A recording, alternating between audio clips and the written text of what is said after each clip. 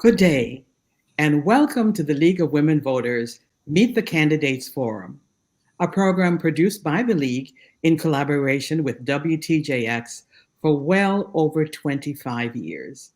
I'm Dr. Gwen-Marie Moolenaar, President of the League of Women Voters, and I'll serve as moderator for today's program. It is our hope that through these programs, you, the voting public, will have a better understanding of each candidate for this position and be able to cast an informed vote in November. This has been a challenging time for all of us as a territory and as a nation. As we adapt to this pandemic and social distancing, we are going virtual this year for our broadcasts. It is our goal to still provide programs of value as you prepare to vote in November. With me today are two persons running for the position of senator in the St. Croix district. Thank you, candidates, for being here. You have been informed in advance of the guidelines for the program. After briefly introducing yourselves, I will pose questions of timely interest. So we'll have our candidates introduce themselves briefly, starting with Senator Vialet. Thank you, Dr. Moolenaar. Greetings to the people of the Virgin Islands. Greetings to the people of St. Croix. I want to thank the League of Women Voters and WTJX for once again having this forum. We're doing it virtually this year, so it's a bit different. But I am a candidate for re-election. I'm number 12 on the ballot, and I'm running on the Democratic slate. Thank you. And now we have Senator Francis. Good day to everyone. I'm Senator Novelle E. Francis Jr. I'm number 17, and I'm running as a Democrat for a seat in the 31st Legislature of the Virgin Islands. I want to thank the League of Women Voters for once again giving us this opportunity to speak to the people of the Virgin Islands, and particularly those of St. Croix, and I look forward to our discussion today. Great, thank you. So let's begin our discussion. I'm really looking forward to having both of you in our discussion. And the first one allows you longer than the 90 seconds that we're offering for most of our questions. You'll have 2 minutes now to tell the voters why you should be re-elected to your position as a senator in the 34th Legislature. There's only going to be one vacant seat left in the legislature. So you have a number of challengers who are looking for that seat or hoping to unseat an incumbent. So tell the voters why you should be re-elected based on your accomplishments, your experience, your expertise, all that you've contributed over the past 2 years. We'll start with Senator Francis. Thank you very much for that question. And once again, I'm Novelle E. Francis Jr., number 17. I am vying for a seat for a fourth term in the 34th Legislature of the Virgin Islands. I have had the opportunity to serve in the previous 3 legislative in the 31st, 32nd, 33rd Legislature, and now I'm vying for a seat in the 34th Legislature. I love the job that I have. I certainly wake up every single day with energy and vigor to do the job on behalf of the people of the Virgin Islands. I've had the opportunity to serve in the Virgin Islands Police Department for 25 years. Again, I'm working my way up from the rank of police officer all the way to police commissioner. I retired from the police commissioner position in 2012. In 2014, I ran for a seat in the 31st Legislature and had been elected to the 31st Legislature of the Virgin. I've been able to serve as chairman of the Homeland Security, Public Safety, and Justice Committee. In the 32nd, I served in the Rules Committee, and in the 33rd, I started out as a minority senator. And however, at some point in about May the 15th, I became the Senate President and continue to do my work on the behalf of the people of the Virgin Islands. I'm looking forward to continued service. Again, there's much work to be done. I'm certainly excited by the fact that I'm serving at this critical time during the pandemic, and look forward to making my contribution again as we move this territory forward. I'm proud of the fact that we have made some decisive decisions that certainly benefit us today, such as Lime Tree Bay, for example. I believe that has put us in a very good economic position as a result of those decisive decisions that I've made. And I'll ask in my community to once again, support me in the 34th Legislature of the Virgin Islands. Thank you very much for this opportunity. Great, thank you. You used your full 2 minutes. And so Senator Vialet, tell us what experiences and contributions you have made over the past 2 years that warrant your being reelected? Thank you so much, Dr. Moolenaar. I was humbled by being elected to the legislature back in 2014 and started my first term in 2015. And amazingly, the time has gone so fast. I'm now seeking a seat in the 34th legislature, which, if I'm successful, will be my 4th term. I am a career educator. I've served in the field of education for some 29 years, 24 of those years in a leadership position. I was afforded the opportunity to open and design the new high school at that time in 1995, which was the Synchro Educational Complex. And I'm very proud of the work that I did there in building an academic powerhouse and an athletic powerhouse that was able to compete with any of the schools in the territory. My transition to the Senate has been, I think, a very, very smooth process. I served my first term as the chair of the Health, Hospital, and Human Services Committee. And then I served my second and third term as a chair of the Finance Committee. I believe in accountability. I believe in making sure that the government of the Virgin Islands can account for every penny that is allotted to the various departments.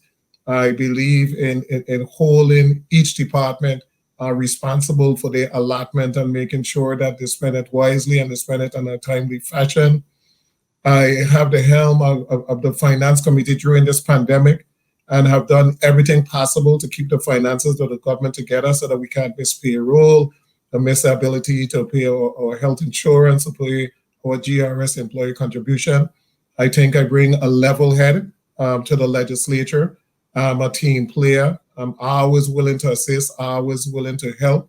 I have some institutional knowledge now. Senator Francis and myself will be the longest serving individual if we are elected to the 34th legislature. So I am once again asking the people of the Virgin Islands to re-elect me for a seat. I am number 12 on the ballot, and I'm asking for your support on November 3rd. Thank you. Well, you have both answered the questions well and letting people know what you've done over the past 2 years. The remaining questions will be about 90 seconds each, unless otherwise stated. Okay? So let's start with what's going to be happening on the November ballot. In November, there will be a referendum question on the ballot that asks if a convention should be held to adopt the revised Organic Act or portions of it as a constitution for the territory. What is your opinion on this referendum question, Senator Vialet? 90 seconds. Definitely, I'm a supporter of the question that is going to be placed on the ballot on the November 3rd election. We have held numerous constitutional conventions, and unfortunately, none have really been successful. The Organic Act is the document that governs the Virgin Islands. It's a Virgin Islands Constitution, and I believe that the best path moving forward would be to adopt the Organic Act as the Constitution, and then after we have finished with that phase, then we'll be able to amend the Organic Act that is now our Constitution in the manner in which we see fit. Although it is a question that's on the ballot, it's still going to be one that is difficult in terms of being able to accomplish the goal as defined by the question on the ballot, because we still have to go through the process of electing a constitutional convention and then having those individuals buy in to exactly what the resolution is trying to accomplish. What I think is the smartest way moving forward. We need a constitution to govern the Virgin Islands, and I don't think we can continue to push it down the road by having all of these unsuccessful constitutional convention pushing documents forward that are not being accepted. So I think it's a path moving forward, and I agree with the approach. Great, thank you. And Senator Francis, your take on it. I believe that this is a perfect opportunity for us to be able to establish the revised Organic Act as our constitution. I must say that we relatively have a young government. We've been we have a government for the last 50 years. We first elected our first governor in 1970. We have much opportunity to really shape the landscape moving forward. And I truly believe that by us accepting and the revised organic act as our constitution will give us an opportunity to be able to again tweak that measure and then really put in place a constitution that the community could certainly have an input in. We've had much discussion about this. As you know, we have had 5 constitutional convention, and the time is really upon us to make a decision. This cannot continue to be kicked down the road. Individuals are very dissatisfied in the way certain functions of the government work. We have not been able to modify much of our revised organic act since 1954 with some minor tweaks here and there. I think it's critical for us in moving forward that in fact, again, that individuals take the opportunity to vote on this measure during the elections on November 3rd, and then we could really move towards making sure that we are able to educate the public and those methods by which we want to move forward and revise and accept the revised organic act, and then replace that with a constitution that we could all be satisfied with. Great, thank you. Well, let me ask, this is not a time response. I just want a quick feedback from each. Do you intend to include consideration of the referendum as part of your campaign strategy? Anybody could respond.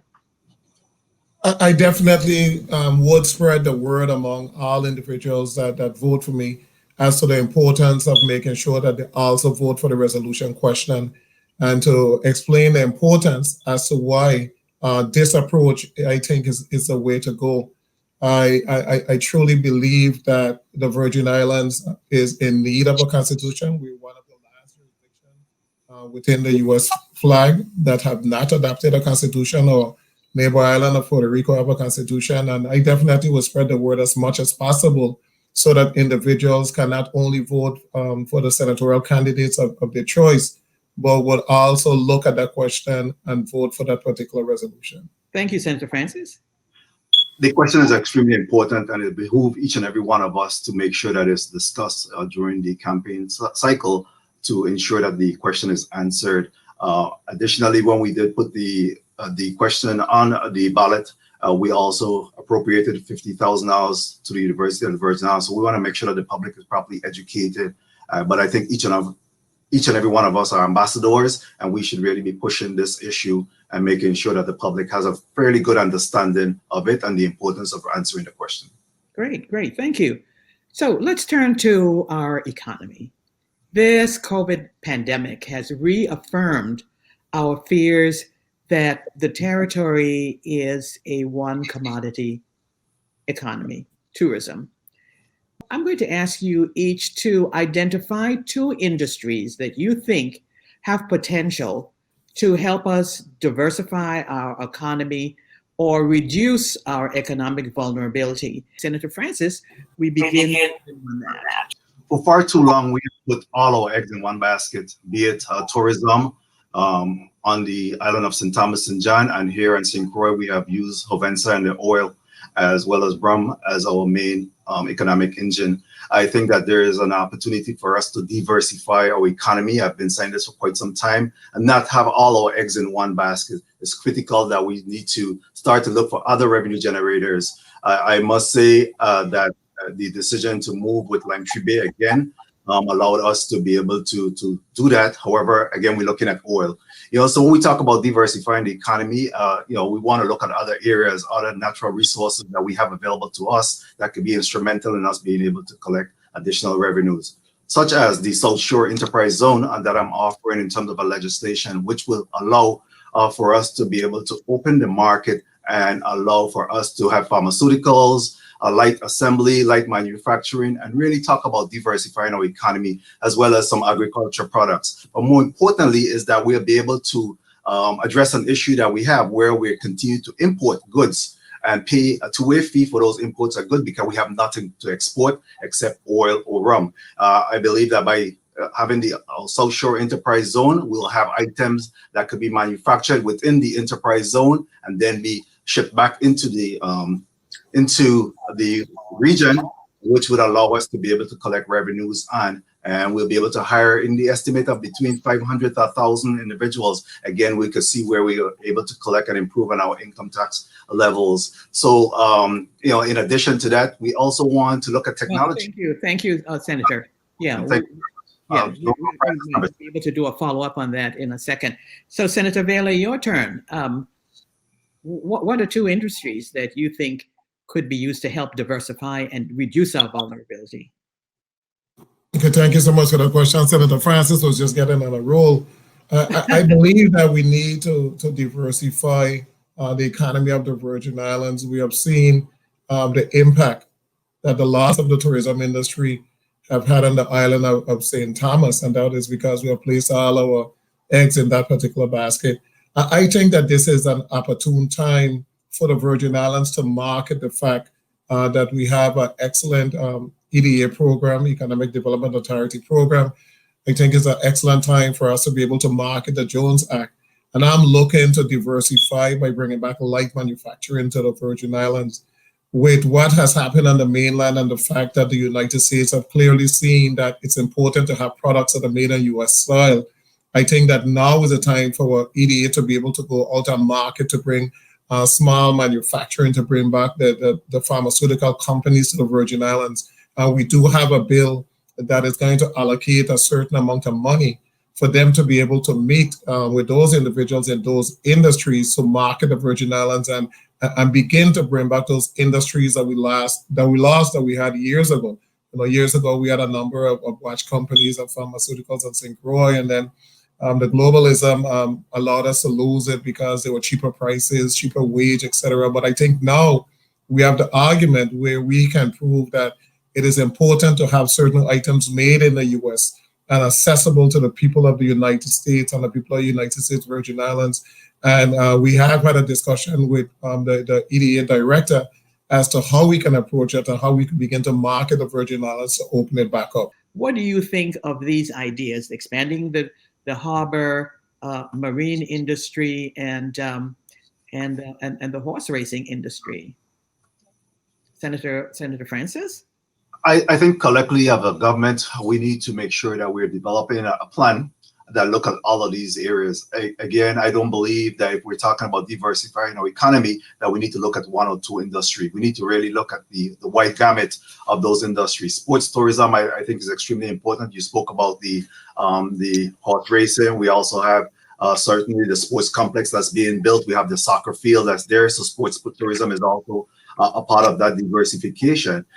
We also have to be equally mindful, and I agreed or a little bit disappointed in the fact that our tourism industry was impacted, or we didn't move forward with the Long Bay project that was being discussed before. I think that we'll be well ahead of the game by now. But yes, tourism have to be, again, expanded, but more importantly, we need to look at those other areas, medical tourism, sports tourism, but we also have to address our infrastructure needs, energy, healthcare, our roads, again, making sure that we're able to appeal to those individuals that may come on a day trip, that they could actually come for an overnight stay and spend a lot more money in our economy.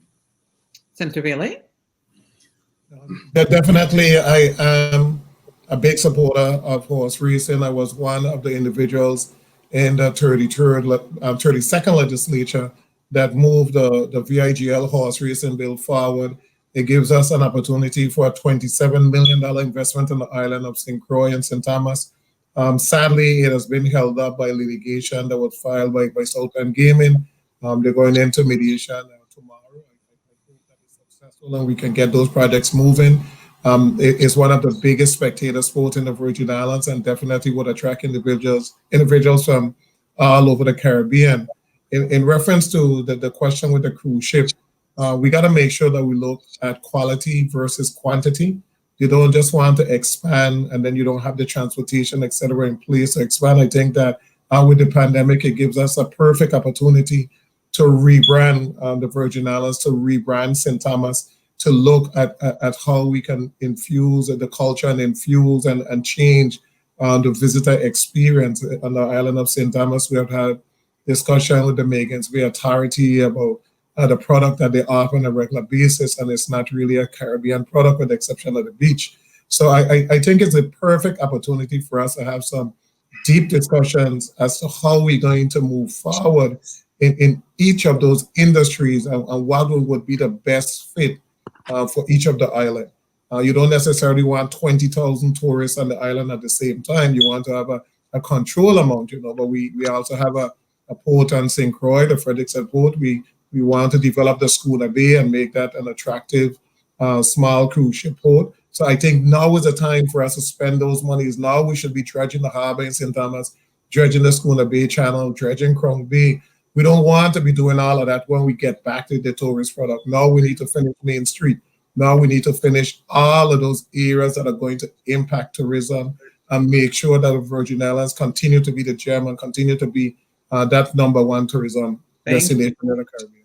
Thank you. Thank you. Good responses all. Let's look at crime now, which has not abated. As a matter of fact, it's increasing exponentially, it seems.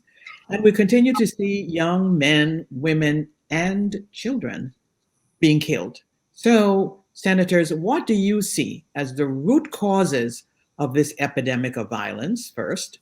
And then the second part of the question, what ideas do you have that would contribute to a lessening of this loss? And Senator Vialet, we begin with you. What are the causes and how can we address it? The Virgin Islands has evolved into a major transshipment port. And when you have drugs that are being transshipped through a particular jurisdiction, the influence of money and guns becomes something that is hard to control. We look at the news yesterday where we saw $27 million that was en route to St. Thomas, and that shows you the level of drug activity that is taking place. So it is not a simple solution of you need to provide job for the young guys, because this is such big money that they no longer want a $30,000 or $40,000 job.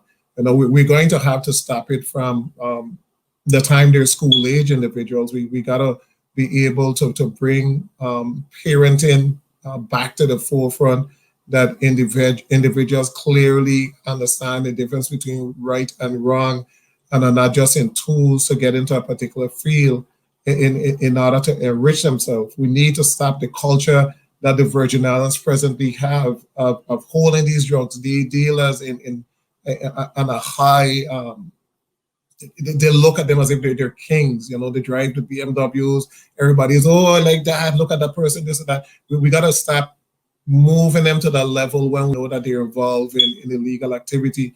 I truly believe that parenting and homes and a whole, the females in this community are going to need to put their foot down. You can't have a boyfriend or husband who haven't worked for 15 years or a son living in your house. They're doing illegal activity, they're bringing in the gun and you're condoning it.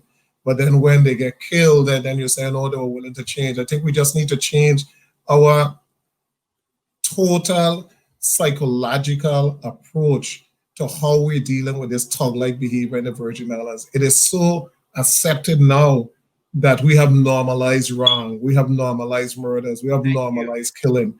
I think that we're going to have to encourage our officers to be more aggressive, and that we're going to get to that in the next question. Okay. So let's move on to Senator Nelson, to Senator Francis. Being a lifelong career in law enforcement frustrates me to the point that we're seeing crime at the levels that we're seeing it today. I could truly say that we have not seen any significant drug enforcement from the HIDA or the federal authorities, DA, since I've left the Virgin Islands Police Department. We know that drugs is accompanied with guns, and a lot of times it's accompanied with violence. The Virgin Islands have been designated a high crime designation as a result of us being a major transshipment point. Hence the reason why Puerto Rico and the Virgin Islands have the high intensity drug trafficking area designation. Our ports are wide open. We don't have much control over what's coming in and what's going out. We have concerns about firearms coming in through the various ports, airports, or open seaports, or post office. We need enforcement. Enforcement is lacking, and it's critical that we start to see some enforcement coming. And we know that the Virgin Islands Police Department is limited in their ability to do that because, of course, they're short on manpower. We're hoping that the federal authorities will step up to the plate and be able to support the Virgin Islands Police Department. But more importantly for me is that we have to start to use technology to start to drive the efforts of being able to solve some of these crimes. You know, we're talking about surveillance cameras, CCTV cameras that could be placed. We're talking about timely analysis of our ballistic system. We're talking about shot spotters, making sure that those things are in place and working. But at the end of the day, we want to reassure our law enforcement, that they have the support of the administration. We provide legislation to support them as well, because enforcement is the key to it. Currently, the Virgin Islands Police Department is under a consent decree, and they feel the thing that is very limited for them to be able to go out and do their jobs. That is not. You brought that point up, Senator, because I'm going to ask the next question, and that is that across the nation, there have been cries to defund the police because of their alleged cruel and inhumane treatment of citizens. Unfortunately, our local police department has a consent decree, just mentioned by Senator Francis, in which they have been tasked with rectifying that particular type of behavior. So, senators, do you think the department should be defunded in the Virgin Islands, Senator Francis? No, hell no. We can't defund our law enforcement agencies. Again, they have a responsibility, and we need to empower them to take other action. Obviously, we don't want them to go out and physically abuse anyone. We have not seen the level in our community that we have seen in the stateside. The majority, 95% of our police force, again, local African-American individuals that born and grew up right here. They're actually family members as well. So we have not seen the level of those type of things that's happening in the States that we require them to even consider any defunding. We want to support our police department. So we want to empower them to go out and do their jobs within the confines of the law. The consent decree is just a tool, a mechanism by which we want to make sure that they adhere to, so that they don't have any abuse of those individuals that they may come in contact with. But at the same time, they have a job to do, and we're hoping and praying that they go out and do their job, and we're able to support them for getting the job done. Great, thank you. So, Senator Vialet, do you think the police should be defunded in the Virgin Islands?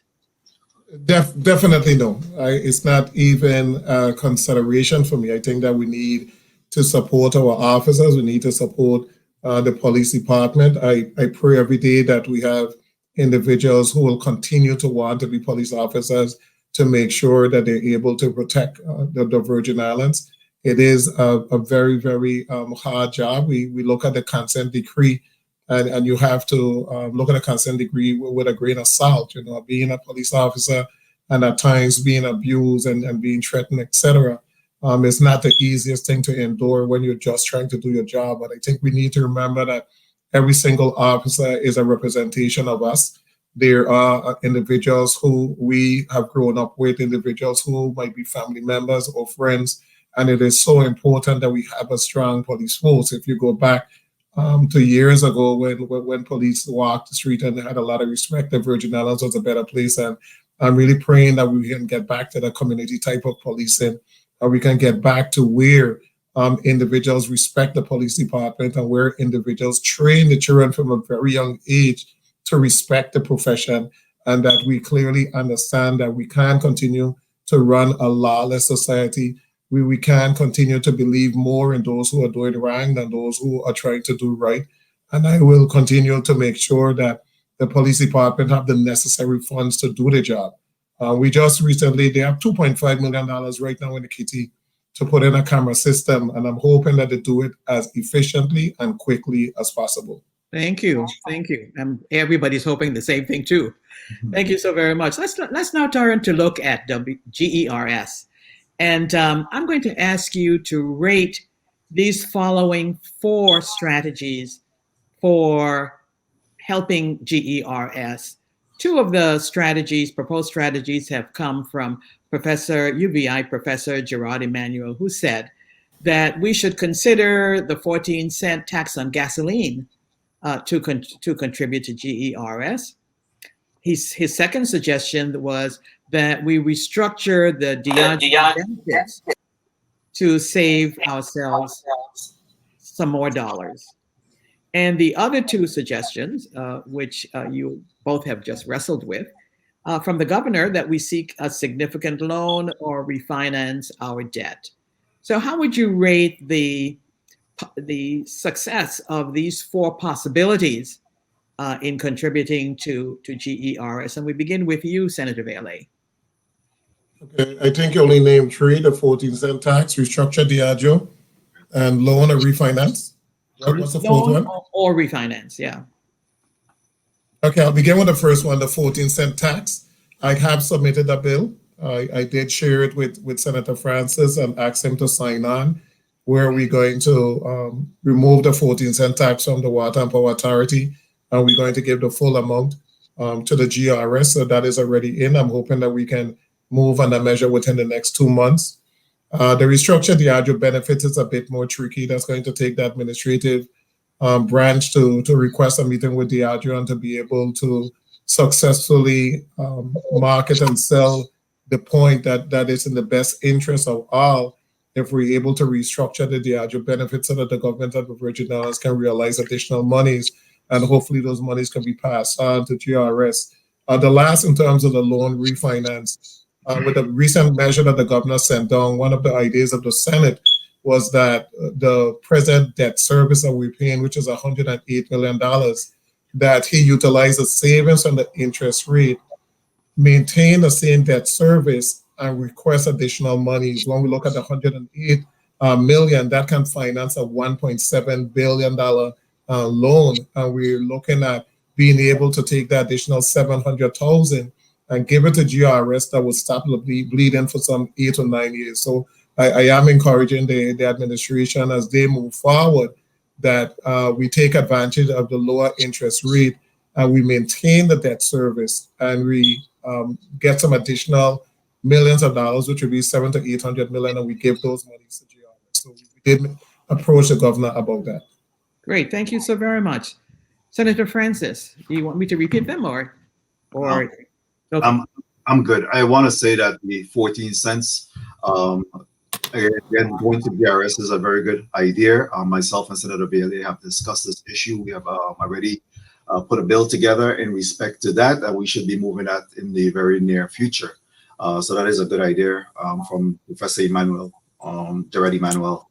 In respect to Diageo and getting that bill again be reconsidered, I think for us, when we look at Diageo, we want to make sure that Diageo is be able to maximize their production. We're seeing that Diageo is actually functioning at about 50%. And I truly believe if we could get Diageo to really ramp up and be able to produce a lot more, at least 100% in terms of their performance and production, I believe that we could be able to be in line to receive a lot more rum cover over.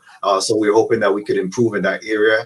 And we have had discussion about perhaps approaching Diageo and making sure that we're able to get them to ramp up to some level of production there. In respect to a loan or refinancing, of course, you know that we're supporting the issue of, we know that we can't infuse $2 billion or more dollars into GRS and any revenues that we have coming in right now. So it'll be necessary for us to go out and look for some form of a pension loan. We're hoping that we could stock sufficient monies together to the revenues together to ensure and assure that in fact we could really seek a pension loan at about 1.5 to $2 billion that could have some significant benefit to GRS and going in there that could save it perhaps into the 15, 20 years and allow them to be able to do some additional investment that will see greater returns in terms of being able to again solve the GRS situation that we're seeing. In addition to that, we want to see that the employees, government employees, that we ramp up the numbers, because every time we take away government employees from our portfolio, again, that takes away from GRS as well. So we wanted to get to the level where we could have government employees paying their contribution into GRS and stop the bleeding that's occurring with GRS out there. So we want to do that as well by supporting us being able to hire up our government employees there and stop the divesting that's occurring within GRS. Thank you. So it sounds as if both of you are quite hopeful for GERS, and I would imagine that retirees and immediate retirees, imminent retirees are quite feeling a little bit of relief hearing your comments. And I noted, Senator Francis, that you added some additional strategies. I don't know if Senator Vialet, if you wanted to add any other strategies for helping GERS, since I gave Senator Francis a little more time to talk about these additional strategies. Is there anything else you wanted to add, or you feel Yes. pretty comfortable with what you said? Now, I wanted to add one more. It seemed like you're reading my mind. I was hoping that you gave me that opportunity. The excise tax, we have been fighting the excise tax case for the last going on 2 years now. And hence the government of the Virgin Islands have been able to function without the excise tax. So I am going to be moving legislation that if we win the excise tax case, and if we don't win, I've already had a discussion with the governor's financial team about a similar tax, similar to the excise tax that would generate the same type of revenue stream, and having that revenue stream dedicated to GRS, that was going to be in the neighborhood of some $45 to $50 million. So once we get a case resolved, I am moving to have all of those monies allocated to GRS, since we have been able to function without those monies in our coffers right now. Great. Thank you. Thank you both. I'm sure retirees are going to be very pleased with your responses. Now, this question I have to ask, because I've promised this group that I will definitely ask this question of everyone. And that is the group in our community, the disabled. So what can you do as a senator to address their needs? And if you're not familiar with their needs, what would you do as a senator to find out? And so we will begin with Senator Vialet on this. Definitely want to assist the disabled community as much as possible. We have historic towns on both islands, and sadly the configuration of our sidewalks and the configuration of the layout of our historic towns in Christiansted, Fredericksburg, and Charlotte Amalie sometimes really isn't ADA accessible. We're going to have to do some serious mapping of our towns and other facilities to make sure that we're able to meet the needs of the disabled community. I know that we recently passed monies for human services for them to be able to purchase a bus that would have a lift that would assist them in being able to serve the disabled community. Public Works, the paratransit program that they have to serve those individuals that are disabled, and make sure that I provide adequate funding for drivers, etc. And there are going to be some new buses coming on island that would be able to help that particular community. I am one that encourages small business to hire individuals that are disabled.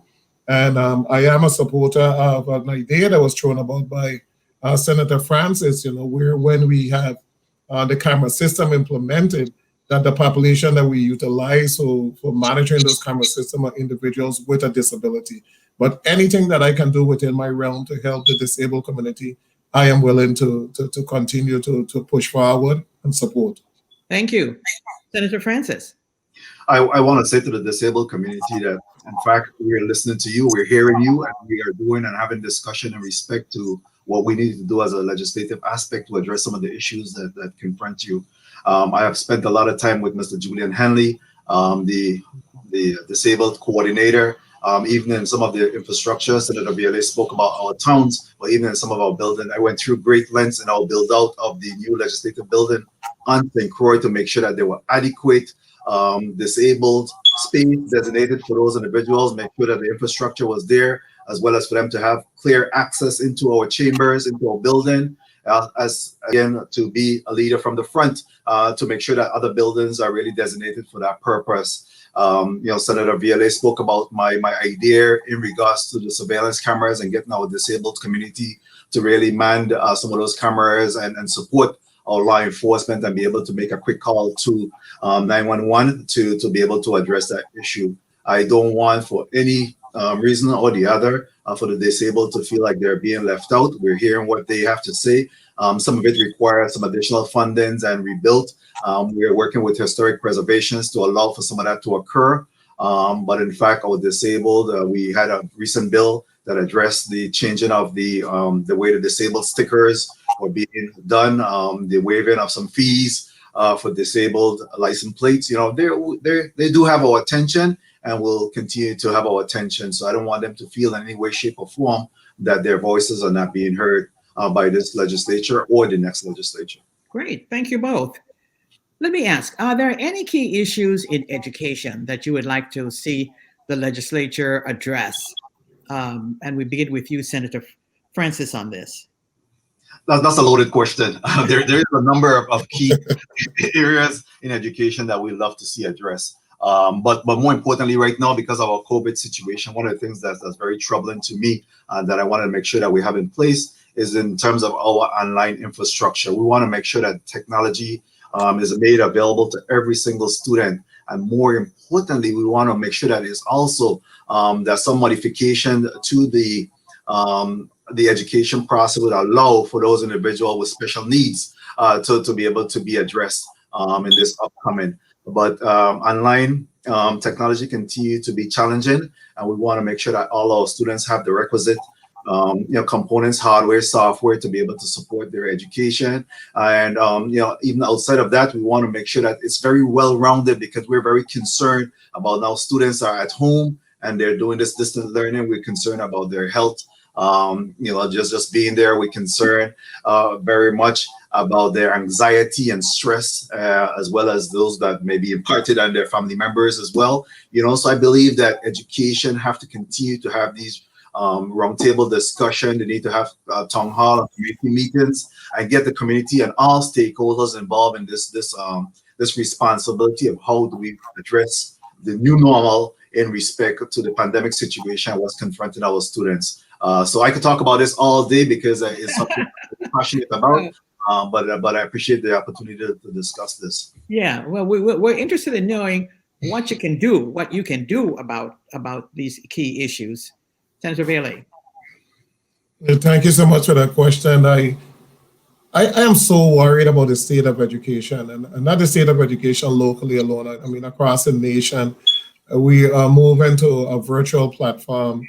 And the virtual platform literally assumes that everyone is going to have sufficient technology, sufficient internet access, and will also have somebody that will be there to assist them along that process. And those individuals that were having trouble when they were having direct instruction with a teacher in front of them, you can imagine how difficult it is for them at home to learn sometime without the necessary parental support. We're going to have to closely monitor our children's psychological health.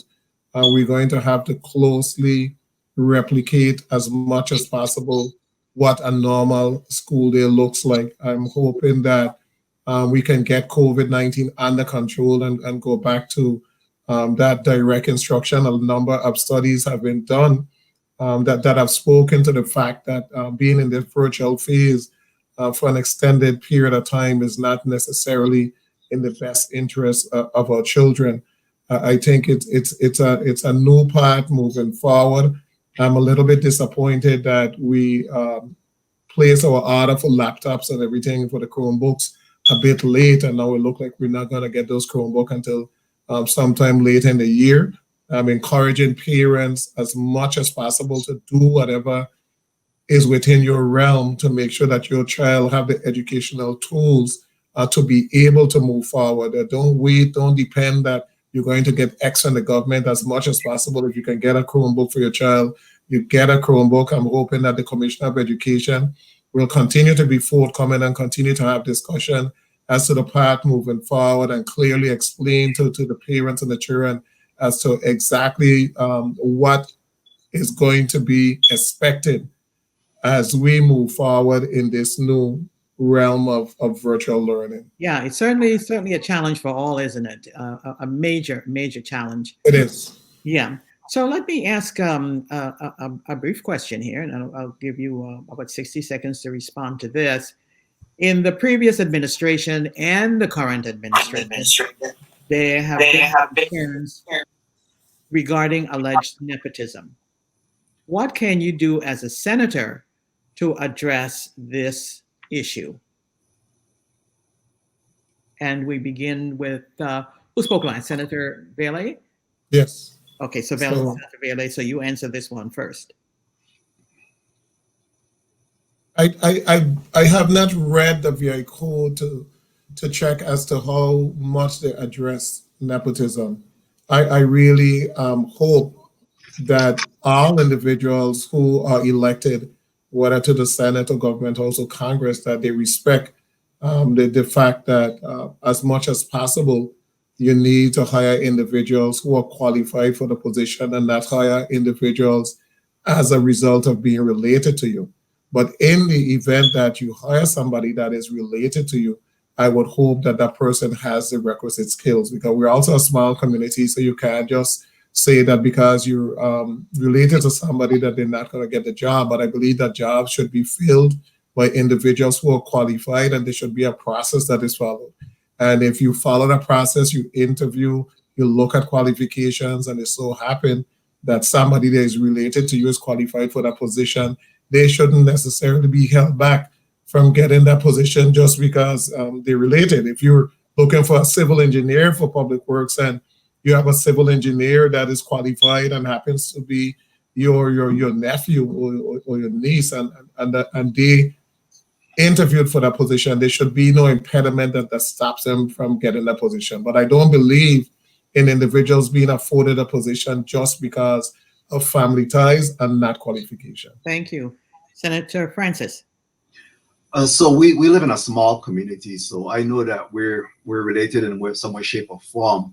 I think what's critical for me, I've always been mindful of maintaining some arm's length away from close family members, working for me personally. But I truly believe, again, that we have to ensure that we have job standards and job performance and job qualification, and that these individuals need to qualify for these positions. Again, the respective boss need to keep an arm's length away from them and allow for the division of personnel, HR, to be the one to really conduct these necessary interview and follow the protocol, the established protocol for each and every employee that's being considered for the position. Be it whether it may be a niece or nephew or some close family member. I believe that people could have an appreciation if in fact that individual followed that process, and again they're qualified for the job that they're seeking, rather than it being because of you being related to a person that you're given a job and can't perform in that job title. So again, I believe that qualification is essential. Thank you. I'd like to get to our last question, and it's asking each of you if there are areas that we haven't discussed today that you would like to bring up and make a comment on. And so we begin with you, Senator Francis. Anything we haven't touched on that you would like to talk about?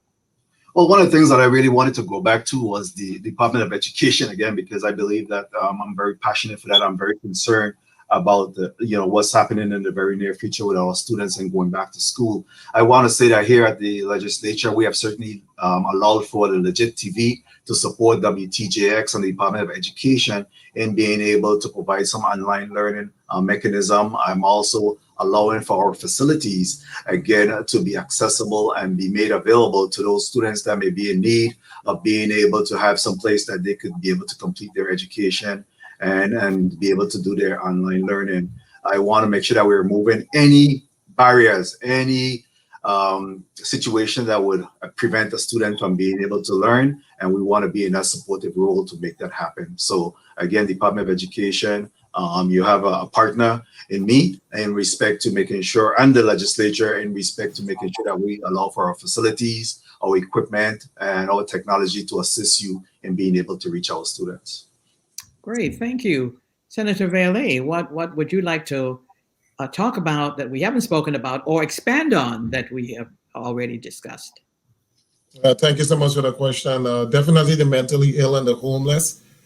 We have passed significant legislation in the 32nd and some in the 33rd that allocates money to be able to do a better job with our homeless and our mentally ill population. We were able to successfully transfer a property on St. Croix, some 10 acres. That was a detention facility to Department of Health. We allocated over $2 million to repair the facility and to be able to have an area where the mentally ill and the homeless can be housed. I think it's a more than a 10 bed facility. We then went on and we allocated some $3 million to the Department of Health for them to have an emergency fund to be able to help the most severe cases on the street, to be able to pick them up and provide them with long-term mental care. We then went and appropriated more than $2 million, $1 million per island, for the Department of Health to be able to buy a mental health van that would go into the community and serve them directly in the community. We are waiting for those vans. They're supposed to be here sometime in December. And I'm hoping that they will provide to us a list of staff that would be necessary to get those vans fully staffed up and to be able to help that particular population. So I would just like to see the money spent that we were able to successfully pass in the 32nd and the 33rd legislature. So thank you both for bringing those topics up. So we've come really to the end of our program, and time for you to make your closing statement. And whom did we begin first with making the introduction? I think that was Senator Vialet. So Senator Francis, you can begin with your closing statement. Once again, I'm Novelle E. Francis Jr., number 17 on the general ballot. And I want to thank the League of Women Voters as well as the WTJX for this opportunity. We had a very good discussion today. We still have a lot to discuss. We have the quality of life issues that continue to plague our community, roads, lighting, hospital. We didn't talk a lot about our recovery funds that's being made available. And we want to make sure that our infrastructure under this $5-point-something billion is really to improve our infrastructure. We know that we're in the hurricane season and that our homes continue to have soft roofs. So we pray for those individuals that may be, again, out in the element during these difficult times. I love the job that I do. I make sure that I wake up every single day energized to do the work that the people have elected me to do. And I ask them once again to consider giving me one of their votes to be a member in the 34th Legislature of the Virgin Islands. Thank you very much. I appreciate you. I also want to thank those individuals that voted for me during the primary and ask them to vote for me once again. Novelle E. Francis Jr., number 17. Okay, well, now we come to Senator Vialet. I think you actually had a little more time. You could have said a little bit more about bragging about yourself. If you wanted to move on for just a couple more seconds, Senator Francis, you can. I can give you a couple more seconds. Thank you for that opportunity. Again, community, I have been one of the statesmen in the legislature. I've served as your Senate President. Again, I'm making sure that we conduct the Committee of the Whole. I preside over those matters as well as session. We have had more sessions during my presidency than any other president sitting because we understand the important needs of this community. And Thank you. Senator Vialet. Thank you so much. First, let me thank the League of Women Voters for having this forum that allowed us to have a discourse and speak to issues affecting the Virgin Islands. I am number 12 on the ballot. I'm humbled by the support that the people of the Virgin Islands have given me for the past 6 years and just gave me in the primary election. And I'm once again humbly asking for the support during the general election that will be held on November 3rd. I take my job very, very serious. I have been, I think, a very effective senator. I've sponsored numerous pieces of legislation, over 50 pieces every single term that I have served. I am not scared to tackle the difficult issues. I'm a bit outspoken in reference to my position and issues and the reason why I support or not support particular issues. And I will continue along the vein. I am asking the Virgin Islands to elect individuals who are going to stand up for the Virgin Islands, individuals who are going to read, who are going to comprehend, who are going to be on top of every single issue that is facing the people of the Virgin Islands. And hence, I am asking that you support me on November 3rd by voting number 12. Thank you, both senators. And on behalf of the League of Women Voters of the Virgin Islands, I'd like to thank WTJX and its staff for this opportunity to bring together the candidates for elective office. We also want to thank today's candidates, Senators Vialet and Senator Francis, for taking time to be here. The League encourages all to vote in November. This year, 2020, marks the 100th anniversary of the 19th Amendment that granted some women the right to vote. So let us all exercise that right, a right that so many do not have in other cultures. Also, remember that this year there will be a referendum question on the ballot having to do with the Constitution for the Virgin Islands. Look for the announcements about the League's education program on the referendum right here on WTJX. And do visit the League's website on www.lwv.org. Thank you so very much for watching. Thank you, Senators. And remember, everyone, vote. Thank you.